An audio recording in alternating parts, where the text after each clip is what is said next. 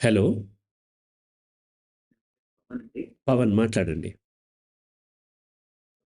పవన్ గారు మాట్లాడండి. నేను నేను ఓకే.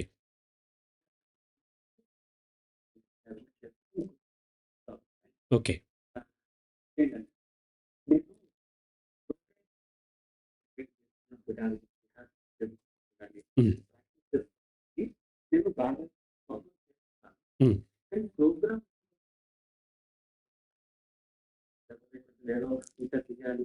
హ్మ్. అలా కాదు. 100% పర్ఫార్మెన్స్ సరే. దాన్ని కొంచెం ఓవర్‌కమ్ చేయాలి. హ్మ్. ఇప్పుడిప్పుడే కెరీర్ కొంచెం రైట్. రైట్. పవన్ గారు మీరు సింగర్ అన్నారు గదా! సింగర్.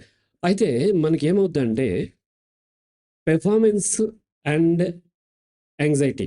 యాంగ్జైటీ ఎప్పుడైతే పెరిగిందో అప్పుడు పెర్ఫార్మన్స్ దెబ్బతింటది. కాన్షియస్ అయిపోతాము. ఈ యొక్క ఆర్ట్ సింగింగ్ గాని, లేపోతే డాన్సింగ్ గాని, పెయింటింగ్ గాని, లేపోతే ఈ పబ్లిక్ స్పీకింగ్ గాని, లేపోతే ఆ ఇన్‌స్ట్రుమెంట్స్ ప్లే చేయటం ఇవన్నీ కూడా ఫైన్ ఆర్ట్స్ అంటున్నాం. Fine arts. ఫైన్ ఆర్ట్స్‌లో ఏంటి అనంటే మన యొక్క బాడీ పార్ట్స్ ఏవో యూజ్ చేసి చేస్తాం. జస్ట్ ఓన్లీ ఐడియాతో కాదు, మన బాడీ పెర్ఫార్మ్ చేయాలి. అది ఆ ఫ్లూట్ అయితే వేళ్ళు, ఫ్లూట్ కానీ కీబోర్డ్ అయితే వేళ్ళు పెర్ఫార్మ్ చేస్తూ ఉంటాయి. ఆ చేతితోనే ఆర్ట్ ఏస్తూ ఉంటాము. పాటలైతే మన వోకల్ కార్డ్స్ ఇవి పని చేస్తూ ఉంటాయి.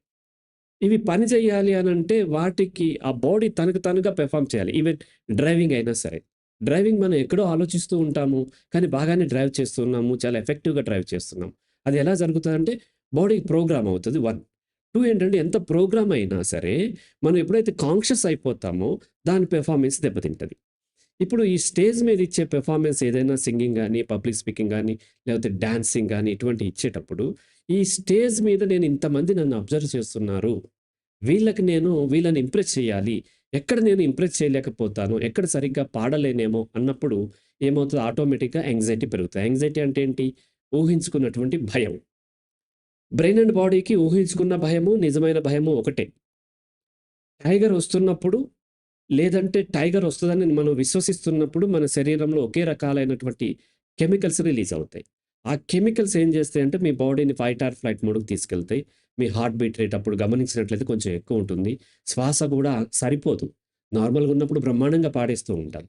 ఎవరన్నా రికార్డ్ నేను గూడా అంతే. సపోజ్ ఆ కెమెరా చూసి మాట్లాడాలంటే నేనొక్కడిని మాట్లాడలేను. నాకు యాంక్సైటీ ఉంటది. ఎందుకంటే కెమెరా రికార్డ్ చేసి ఇరికిస్తది. మనుషులు చాలా మంచివాళ్ళు. నేను తప్పు మాట్లాడితే మా హర్షిత ఏం చేస్తది, "సార్ ఇట్లా తప్పుడు మాట్లాడారని" చెప్తే నేను కరెక్ట్ చేసుకునే అవకాశం ఉంటది. కానీ కెమెరా అట్లా చెప్పదు కదా! కాబట్టి ఏమైతదంటే కెమెరా చూడగానే ఎంతో కొంత లిటిల్ బిట్ యాంక్సైటీ పెరుగుతది. నెర్వస్‌నెస్ పెరుగుతది. అప్పుడు కొంత హార్ట్ బీట్ రేట్ పెరుగుతది. శ్వాస తీసుకునే రేట్ పెరుగుతది. చిరు చెమటలు పడుతూ ఉంటాయి. మనకయన్నీ అర్థమవుతుంటాయి. అప్పుడు సింగింగ్‌లో ఏంటి మెయిన్ ఆ బ్రీతింగ్‌తోనే మీరు పాడాల్సింది. ఆ బ్రీతింగ్‌ని హోల్డ్ చేసుకోవటము, ఒక సిస్టమాటిక్ ఆర్డర్‌లో దాన్ని బయటికి వదులుతూ ఆ సౌండ్‌ని చేయటం సింగింగ్ అంటే. సో, ఈవెన్ పబ్లిక్ స్పీకింగ్ అయినా అంతే. అటువంటప్పుడు ఇక్కడ బ్రీతింగ్ సరిపోవట్లేదు.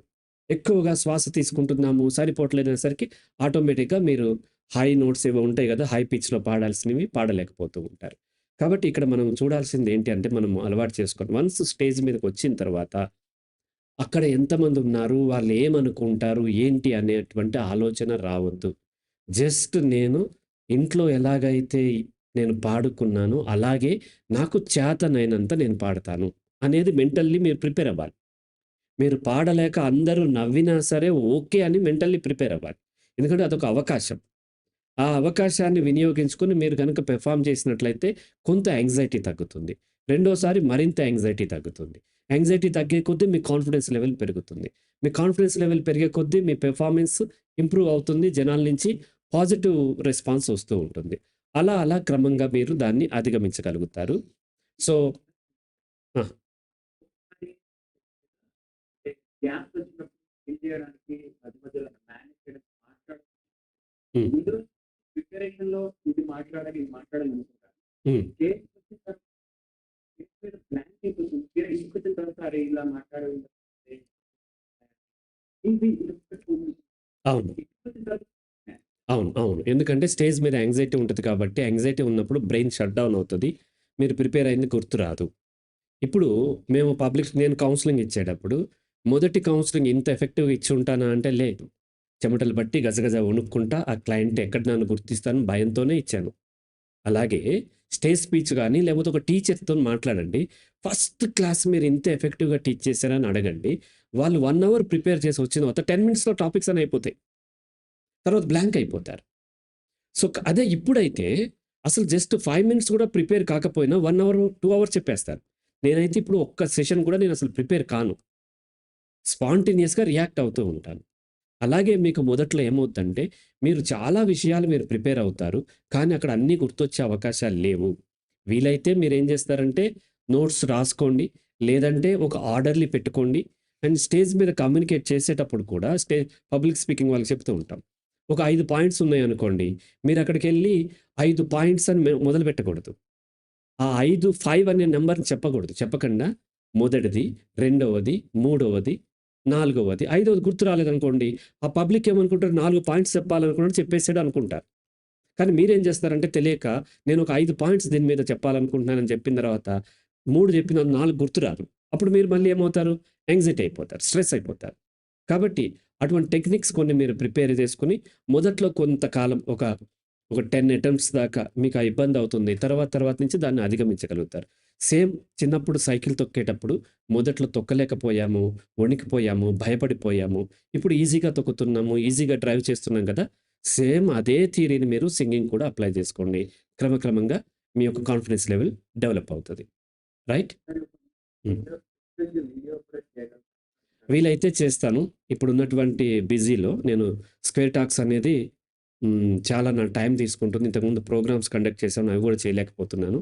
అండ్ మార్నింగ్ అంతా నేను కౌన్సెలింగ్‌లో ఉంటాను. అక్కడ నా వాయిస్ అంతా డ్యామేజ్ అయ్యి వస్తది. మళ్ళీ ఇక్కడికొచ్చిన తర్వాత మళ్ళీ మాట్లాడుతున్నాను. వీలైతే డెఫినెట్‌లీ నేను చేస్తాను. రైట్? బట్ నాకు మీరు ఒక పని చేయండి. మీరు ఒక సెషన్ మీరు కౌన్సెలింగ్ తీసుకున్నట్లయితే ఇంకా క్లియర్‌గా అర్థమవుతుంది. ఓకే. రైట్.